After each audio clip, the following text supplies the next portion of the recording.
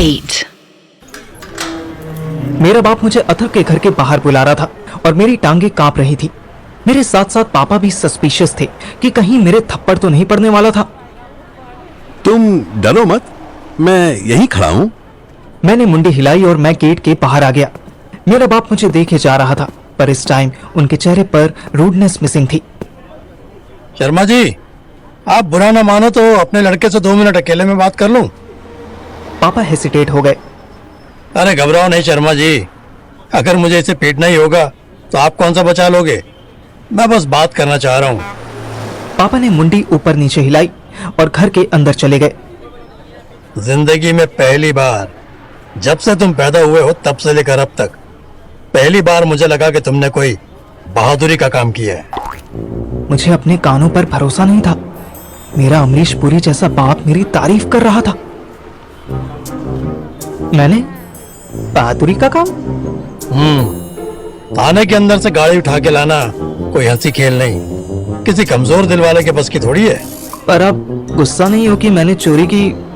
मैंने इतनी बड़ी गलती की?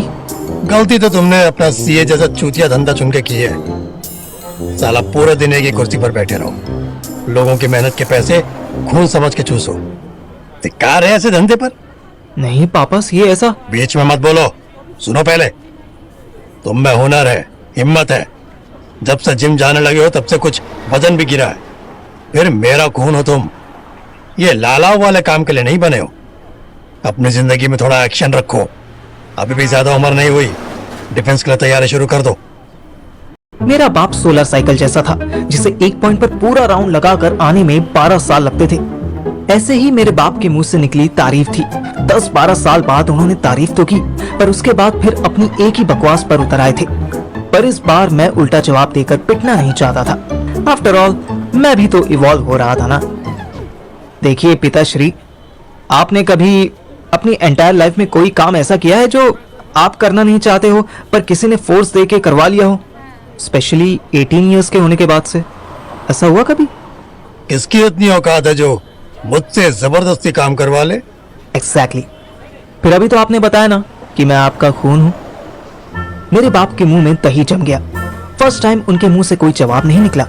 वो कुछ देर मुझे देखते रहे, फिर कंधे पर हाथ रखकर सर से पांव तक देखते हुए बोले, तुम्हारी बात तो सही है, पर तुम्हें देखता हूं ना तो मुझे बड़ा अफसोस होता है। डिसअपॉइंटमेंट हो तुम मेरे लिए, बिल्कुल बेकार। पैसे के पीछे भागने वाला लालची, ना सेहत का ख्याल ना कोई मर्द वाली बात। छी। मैं समझ रहा था कि बाप के पास कोई जवाब नहीं बचा था, इसीलिए वो मुझे गंदा फील करवा के मेरे मुंह से कोई उल्टा जवाब सुनना चाह रहे थे। वो उल्टा जवाब सुनकर बाप का दिमाग खराब होता और वो मेरे 2 हाथ रख देता, पर मैंने कोई जवाब नहीं दिया। चल ठीक है, अपनी माँ को समझाओ कि आ जाए, नखरे ना करे। अगर मैं आया तो बहुत दिक्कत होगी। और तुमसे भी प्यार से कह रहा हूँ, अपने घर चलो। दूसरों के टुकड़ों पर पलने वाले को कुत्ता कहते हैं, पता है ना? कुछ कर लूं, कुछ बन जाऊं, आपके टुकड़ों पर ना पलना पड़े, बस इसका वेट कर रहा हूं। फिर घर आ जाऊंगा। बाप फिर मुझे देखने लगा। आफ्टर ऑल मेरे काउंटर डायलॉग्स की क्वालिटी इंप्रूव हुई थी। इसके बाद बाप कुछ नहीं बोले, बस घूमे और चले गए। बच गए बेटे, आज तो बकचोदी ने बीच सड़क पर पिटने से बचा लिया। मैं घर के अंदर घुस रहा था और उधर होशियारपुर में अथर्व घर के बाहर खड़ा सोच रहा था कि अंदर जाऊं या ना जाऊं। रात के 10 बज चुके थे। मामा तो अब तक सो चुके होंगे। आज रात यहीं रुक जाता हूँ, फिर तो जलंधर जाकर ये बाइक बेचना ही आखिरी ऑप्शन बचेगा। अथर्व पांव दबाते हुए घर में घुस ही रहा था कि मामा ने आवाज दी, ओए पुत्र, कितना आ रहा है? बड़ा टाइम लगा दिया यार दिन। अथर्व ने बुरा सा मुंह बनाया और बदतमीजी से जवाब दिया, इधर उधर भटक रहा था कि पैसे का इंतजाम हो जाए, पर कोई साला मजबूरी में पैसे देने के लिए राजी ही नहीं है। अपनी डियरेस्ट बाइक बेचने की कोशिश की, वो भी नहीं बिकी। ओए तू माई हमें डियरेस्ट बाइक मैनू इसकी इसी करके देना चाहता था ना तू, कि मेरे नाम पे तू चलाए।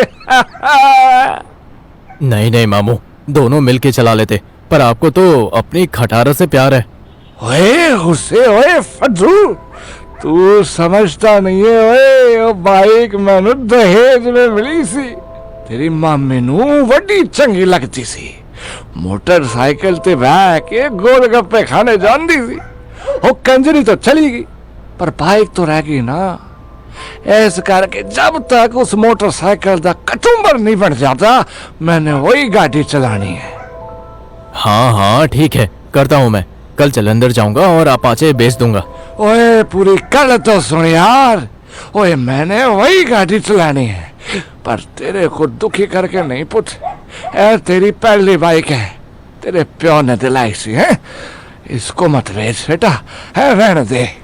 फिर पैसे कहाँ से लाऊंगा? आपने बोला ना 2 दिन में देने हैं। ओए पुण्य मार 2 दिन ही, बहुत पैसे हैं साढ़े को। इतनी क्या टेंशन लेता है? कह दे गुस्सा में यार, तू मेरा दुश्मन थोड़ी है। कर लेंगे दोनों मामा भांजे पैसे का इंतजाम। तू अकेला फिक्र ना करे यार। जा अंदर तो एक गिलास ले आ, तेरे लिए एक छोटा सा निक्का सा पैक बना दूं। नहीं मामू रहने दो, आप अभी पैक बनाओगे और फिर फोटो खींचकर ब्लैकमेल करोगे। ओए पुण्य मेरा ब्लैकमेल दी, मैं कि तेरा दुश्मन हूँगा। दुश्मन नहीं दुश्मन, बात तो ठीक से बोलो यार। हाय तो पुण्य मेरा है दुश्मन, दुश्मन या जो भी है पैर जो पुण्य मेरा है। जा तू गिलास लेके आ। अथर्व तो वैसे भी थका हुआ था, वो ग्लास ले आया। मामा तो पहले से ही टुल थे, फिर भी उन्होंने अथर्व के साथ 2-2 पैग और ले लिए।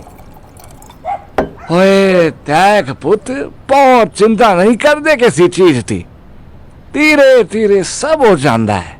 ठीक है चल सोई जा हूं है। अथर्व वहीं सोफे पर सो गया और मामा अपने कमरे में चले गए। सुबह 7 बजे अथर्व की नींद खुली। उसका राइट हैंड सर के नीचे दबने की वजह से सुन्न हो गया था। अथर्व बड़ी मुश्किल से उठा ही था कि रूम से मामा बाहर निकले। ओहो तू इतने अंगड़ाइयां तोड़ रहा है? उधर वो कुत्ते दा पुत मेरी मोटरसाइकिल दे हड्डी वड्डी तोड़ देगा। जा उठ लेकर आओ। अरे पर उसको पैसे भी तो देने होंगे ना, अभी पैसे कहाँ आए मेरे पास? तो जो पैसे खुद तेरे पास दौड़ के आएंगे। जा बाहर ढूंढ मरा, देख कोई काम आम लब, ढूंढ कुछ, और कुछ ना बने तो अपनी या खुद दो बाइक बेच दे। पर मेरी ये मोटरसाइकिल मैनू आज के आज इत्थे चाहिए है। अरे गजब पागल हो यार, 2 दिन का टाइम दिया था ना। दारू पी के तो इतनी बड़ी बड़ी बातें हो रही थी। ओए दारू नु दोष मत दे, कमीने तुझे पछती नहीं है तो कम पिया कर। अरे उल्टा मामा भांजे पे भौके, मुझे नहीं पछती या आपको नहीं पछती? कल आप बोले कि टेंशन मत ले। आहो तो कल गया सी टेंशन न लेने को, आज ले टेंशन ले और किसी से 18,000 भी ले। फिर मैकेनिक को देकर मेरी बाइक बनवा साले, मैनू नहीं पता कुछ। अथर्व को इतना गुस्सा आया कि वो कुछ खाना तो दूं, बिना मुंह धुले ही घर से बाहर निकल गया। जा जल्दी जा, अरे 5 बज जाई, कभी फिर दिल्ली चला जाए। अथर्व सुबह सुबह ही जलंधर के लिए निकल चुका था और मैं यहाँ दिल्ली में जिन से वापस घर आ रहा था कि मुझे 2 लड़कियां मेरे घर के सामने खड़ी दिखी। वो दोनों मुझे ही देख रही थी। मुझे थोड़ा डाउट हुआ। मैं सुहानी को कॉल कर चुका था, पर वो इतनी गहरी नींद में थी कि बेचारी बात ही नहीं कर पाई। मैं लड़कियों के लिए एक लंबे समय तक ट्रांसपेरेंट रह चुका था। अब अचानक से मुझे लड़कियां देख रही थी तो मैं मन ही मन शर्माता जा रहा था। मैं जब अपने घर को क्रॉस करने लगा तो उनमें से एक ने आवाज दी, हेलो पार्थिव सर, पार्थिव सर। ये तो मुझे देखने के साथ साथ आवाज देकर बुला भी रही थी। क्या हो गया यार, इतनी सुंदर सुंदर लड़कियों में मैं कैसे पॉपुलर हो रहा हूँ? ये काम तो अथर्व का था। मैं उनके पास पहुंचा तो जो पहले चिल्लाई थी वो ही आराम से बोली, सर मैं सुरभि हूँ, ये मेरी सिस्टर शालिनी, हम दोनों 12th में हैं। आप हमें मैथ्स पढ़ा देंगे? ओह तो ये बात थी। यहाँ वहां से मेरे लिए मैथ पढ़ाने के रिश्ते आ रहे थे। देखो गर्ल्स, मैं यूजुअली बीकॉम स्टूडेंट्स को पढ़ाता हूँ। अरे पर आप गौरव को भी तो पढ़ा रहे हो ना? हाँ, आप जानते हो उसे? अरे हम सेम ही सेक्शन में हैं। वो बता रहा था कि आप जैसे पढ़ाते हो तो सब समझ आता है, आप हमें भी पढ़ा दो प्लीज। गर्ल्स, मुझे पढ़ाने में कोई इशू नहीं है, पर मैंने बताया ना, मेरा टारगेट ग्रेजुएशन के स्टूडेंट्स है। स्कूल ट्यूशन की फीस बहुत कम होती है और नहीं सर, फीस कोई इशू नहीं होगी हमारे लिए। आई प्रॉमिस, हमारे पापा के पास बहुत पैसा है। मैं सोच में पड़ गया। ऐसे खुद से स्टूडेंट्स आ रहे थे, अब गौरांग से 12,000 ले रहा था, तो ये दोनों मिलकर भी मुझे 2,400 से ज्यादा नहीं देंगी। मुझे समझ नहीं आ रहा था कि मैं कितने मांगू।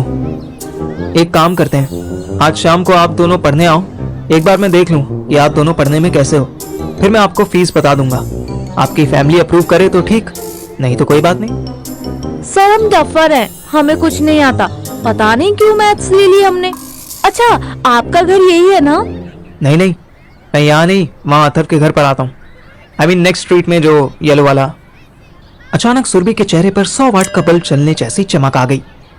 Atharva Sharma, I know his house. फिर दोनों लड़कियां एक दूसरे के कान में कुछ फूंक मारने लगी।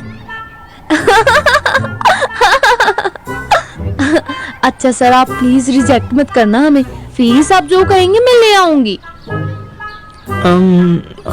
वैसे तो मैं 3,000 चार्ज करता हूँ, but done sir, 3,000 is fine. मेरे पूरे शरीर में अचानक से गुदगुदी होने लगी कि मेरा मन हुआ मैं जोर जोर से नाचने लगूं। पर तभी सुरभि ने एक दिल जलाने वाली बात कह दी। अच्छा सर, वहाँ अथर्व भी होंगे क्या?